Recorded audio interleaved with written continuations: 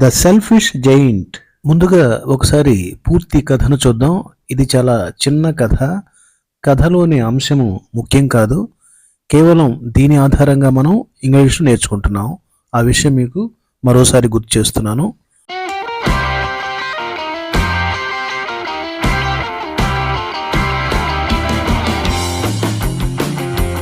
కథలోకి వెళదాం. The selfish giant. ఒకప్పుడు ఒక స్వార్థపరుడైన రాక్షసునికి ఒక అందమైన తోట ఉండేది. అతను తన తోటలో పిల్లలు ఆడటానికి అనుమతించలేదు. ఒకరోజు తోట జీవం లేని స్థితికి చేరుకున్నప్పుడు అతను తన తప్పు తెలుసుకున్నాడు. అప్పటి నుండి పిల్లలను తిరిగి స్వాగతించాడు మరియు తోట మళ్ళీ పూసింది. ఆ రోజు నుండి రాక్షసుడు తనదైన దాన్ని ఇతరులతో పంచుకోవటం నేర్చుకుని దయగల హృదయంతో జీవించాడు. ఇది కథ. ఇకపై మనం కథలోని ప్రతి వాక్యాన్ని తీసుకుని సాధ్యమైనంత ఎక్కువగా ఇంగ్లీష్ నేర్చుకునే ప్రయత్నం కొనసాగిద్దాం. ఇప్పుడు మొదటి వాక్యం చూద్దాం. ఒకప్పుడు ఒక స్వార్థపరుడైన రాక్షసునికి ఒక అందమైన తోట ఉండేది. ఇది మొదటి వాక్యం. ఇప్పుడు ఒక్కొక్క పదానికి అర్థం చూద్దాం. ఒకప్పుడు వన్స్, స్వార్థపరుడు సెల్ఫిష్, రాక్షసుడు జైంట్, అందమైన బ్యూటిఫుల్, తోట గార్డెన్, ఉండేది అంటే కలిగి ఉండేది లేదా కలిగి ఉండేవాడు, హ్యాడ్. ఇప్పుడు మీ పదజాలం మరింత ఇంప్రూవ్ అవడానికి అవకాశం ఉన్నటువంటి పదాలకు సమానార్థాలు, వ్యతిరేకార్థాలు చూద్దాం. అంటే సినానిమ్స్, యాంటోనిమ్స్ చూద్దాం. సెల్ఫిష్ అంటే స్వార్థపరుడని కదా, దీనికి సమానార్థాలుగా సినానిమ్స్గా రెండు చెప్పుకోవచ్చు. Greedy, egoistic. వీటి అర్థం కూడా స్వార్థపరత్వమే. దీనికి వ్యతిరేకం నిస్వార్థపరుడు, మానవతావాది అంటానికి జనరస్ లేదా కైండ్. ఈ విధంగా మీరు ప్రతి పదానికి కూడా సినానిమ్స్, యాంటోనిమ్స్ కూడా చూసుకుంటూ ఉంటే మనకి వొకాబులరీ బాగా డెవలప్ అవుతుంది అన్నమాట. ఆ తర్వాత బ్యూటిఫుల్ చూద్దాం. దీనికి synonyms attractive, lovely. Antonyms ugly, unattractive. Garden synonyms వచ్చేసి yard, park. Antonyms desert, waste land. Okay, ఇప్పుడు ఇంగ్లీష్ అనువాదం చూద్దాం. ఒకప్పుడు ఒక స్వార్థపరుడైన రాక్షసునికి ఒక అందమైన తోట ఉండేది. దీన్ని మనం రెండు భాగాలు చేద్దాం. ఒకప్పుడు ఒక స్వార్థపరుడైన రాక్షసుడు ఉండేవాడు. ఒకప్పుడు వన్స్, ఉండేవాడు. దేర్ వాజ్, ఎవరు? A selfish giant. Once there was a selfish giant. అతనికి ఒక అందమైన తోట ఉంది అంటే ఒక అందమైన తోటను కలిగి ఉన్నాడు. కలిగి ఉన్నాడు అంటే హ్యావ్ కానీ హ్యాడ్ కానీ రావాలి. ఇది పాస్ట్ టెన్స్ కాబట్టి హ్యాడ్ వచ్చింది. ఈ హ్యాడ్ ఏ బ్యూటిఫుల్ గార్డెన్. ఈ హ్యాడ్ ఏ బ్యూటిఫుల్ గార్డెన్. దీన్ని మనం కొంచెం పాలిష్డ్గా చెప్పాలంటే హూ అనేటటువంటి రిలేటివ్ ప్రొనౌన్తో రెండు వాక్యాలు కలిపామనుకోండి. Once there was a selfish giant who had a beautiful garden. ఎవరికైతే అందమైన తోట ఉందే ఆ రాక్షసుడు ఒకప్పుడు ఉండేవాడు.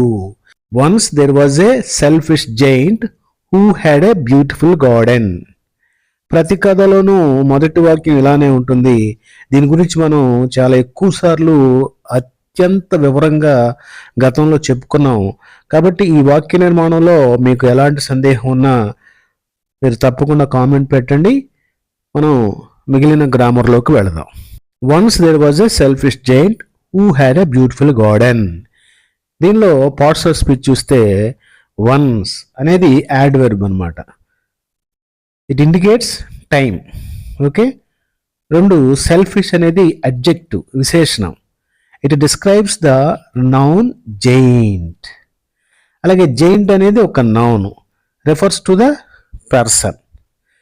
హ్యాడ్ అనేది వెర్బ్, కలిగి ఉండటం, past tense of have, past tense of have. Beautiful ఇది adjective, describes the noun garden. Garden ఎలా ఉన్నదో తెలియజేస్తుంది అనమాట. అందుకు ఇది విశేషణం బ్యూటిఫుల్ అనేది. గార్డెన్ అనేది ఒక పేరు, noun, refers to the object. Okay, selfish అనే దానికి ఒక ఉదాహరణ వాక్యం చూద్దాం. He's too selfish to help others. He's too selfish, చాలా స్వార్థపరుడు. ఎంత స్వార్థపరుడు?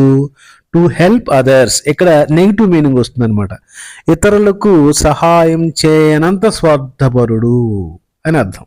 He's too selfish to help others అంటే అతను ఎవరికి కూడా సహాయం చేయడు, అంతటి స్వార్థపరుడు. అలాగే బ్యూటిఫుల్ చూసినట్టయితే this is a beautiful painting. This is a beautiful painting. ఇది అందమైనటువంటి చిత్రము. ఓకే, ఇది మొదటి వాక్యం అన్నమాట. ఇప్పుడు రెండో వాక్యం చూద్దాం. అతను తన తోటలో పిల్లలు ఆడటానికి అనుమతించలేదు. అతను తన తోటలో పిల్లలు ఆడటానికి అనుమతించలేదు. ఒకసారి అర్థాలు చూసినట్లయితే అతను హీ అనుమతించలేదు, డిడెంట్ అలౌ. పిల్లలు చిల్డ్రన్, ఆడటానికి ఇది ఇన్ఫినిటివ్ అనమాట. టు ప్లే, 2+V1 దీన్ని మనం ఇన్ఫినిటివ్ అంటాం, కొందరు దీన్ని టు ఇన్ఫినిటివ్ అంటారు. తోటలో, ఇన్ హిజ్ గార్డెన్. ఇప్పుడు మీ పదజాలం మరింత ఇంప్రూవ్ అవటానికి అవకాశం ఉన్న పదాలకు సమానార్థాలు, సినోనిమ్స్, అలాగే వ్యతిరేకార్థాలు, యాంటోనిమ్స్ చూద్దాం. ముందుగా అలౌ. అలౌ దీని సినోనిమ్ వచ్చేసి permit, authorise. Antonyms deny, forbid. అలాగే చిల్డ్రన్ అనే దానికి సినోనిమ్ వచ్చేసి kids, youngsters. Antonyms adults, elders. ఇప్పుడు వాక్య నిర్మాణం చూద్దాం. అతను తన తోటలో పిల్లలు ఆడటానికి అనుమతించలేదు. ఇందులో సబ్జెక్ట్ వచ్చేసి హీ, వెర్బ్ అలౌ చేయకపోవటం, didn't allow. Object children. S+V+O, subject plus verb plus object. He didn't allow, అతను అనుమతించలేదు. దేనికి? ఇక్కడ ఇన్ఫినిటివ్ అంటే 2+V1, టు ప్లే, ఆడటానికి అనుమతించలేదు. He didn't allow children to play. ఎక్కడ? In his garden. In his garden. మొత్తంగా he didn't allow children to play in his garden. ఈ వాక్య నిర్మాణాలన్నీ కూడా మనం గతంలో కొంచెం సవివరంగా వివరించాను. ఇక్కడ వచ్చేసి కొంచెం స్పీడ్గా చెప్పేస్తున్నాను. ఓకే, ఇప్పుడు పార్ట్స్ ఆఫ్ స్పీచ్ చూద్దాం. హీ అనేది ప్రొనౌన్ అంటే subject of the sentence. Didn't allow అనేది verb, negative form of allow. అలౌకి ఇది వ్యతిరేకం అన్నమాట. Children noun, refers to the object. To play infinitive, describes the action.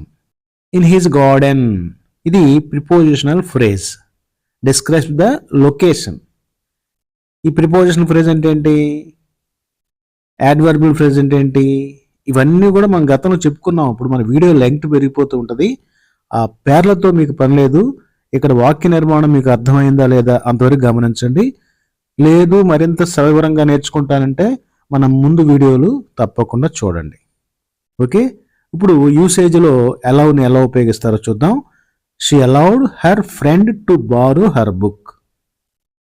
ఆమె పుస్తకాన్ని తీసుకోవడానికి అవకాశం ఇచ్చింది ఆమె. షీ అలౌడ్ హర్ ఫ్రెండ్, తన స్నేహితురాలకి అవకాశం ఇచ్చింది, ఒప్పుకుందనమాట, అలౌ చేసింది. To borrow her book. Okay, now let us look at the third sentence. ఒక రోజు తోట జీవం లేని స్థితికి చేరుకున్నప్పుడు అతను తన తప్పు తెలుసుకున్నాడు. This is the third sentence. Now let us see the English meaning of each Telugu word in this sentence. ఇప్పుడు ఈ వాక్యములోని ప్రతి తెలుగు పదానికి ఇంగ్లీష్ అర్థం చూద్దాం. ఒక రోజు, వన్ డే. తోట, గార్డెన్. జీవము లేని స్థితి, లైఫ్లెస్. స్థితి అంటే స్టేట్. చేరుకున్నప్పుడు, బికేమ్. తన తప్పు, హిజ్ మిస్టేక్. తెలుసుకున్నాడు, రియలైజ్డ్.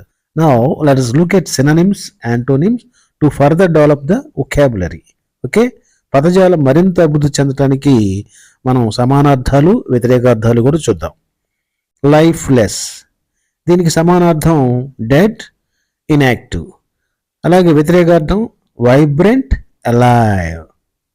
అలాగే రియలైజ్కి సమానార్థం అండర్స్టాండ్, రికగ్నైజ్. యాంటోనిమ్ వచ్చేసి ignore, forget. Okay, now let us go into sentence structure. వాక్య నిర్మాణంలోకి వెళ్ళినట్టయితే ఇక్కడ syntax S plus V plus O, subject plus verb plus object. ఒకరోజు తోట జీవం లేని స్థితికి చేరుకున్నప్పుడు అతను తన తప్పు తెలుసుకున్నాడు. అతను తన తప్పు తెలుసుకున్నాడు, దీనిలోనే మనకి సబ్జెక్టు, వెర్బ్, ఆబ్జెక్ట్ ఉంది. మిగతా అన్ని కూడా ఎక్స్ట్రా వర్డ్స్ అనమాట. అతను, హీ సబ్జెక్టు, తెలుసుకున్నాడు రియలైజ్డ్ వెర్బ్, అలాగే ఆబ్జెక్ట్ ఏం తెలుసుకున్నాడు, హిజ్ మిస్టేక్. సో ఇంతవరకు he realised his mistake, he realised his mistake. కానీ దీనికి అదన పదాలు కూడా ఉన్నాయి కదా. ఒకరోజు, వన్ డే, తోట, గార్డెన్, జీవం లేని స్థితికి, లైఫ్లెస్, చేరుకోవటం అంటే మారటం, became. The garden became lifeless అంటే ఏంటి అర్థం, తోట జీవం లేని స్థితికి మారింది, మారుతుంది అని అర్థం. కానీ ఇక్కడ మనకి మారినప్పుడు, ఎప్పుడైతే మారిందో అప్పుడు అని అర్థం రావాలి కాబట్టి వెన్ అనేటటువంటి కనెక్టివ్ వర్డ్ కావాలి. సో టోటల్ వాక్యం, one day when the garden became lifeless he realised his mistake. ఇది ఓకే.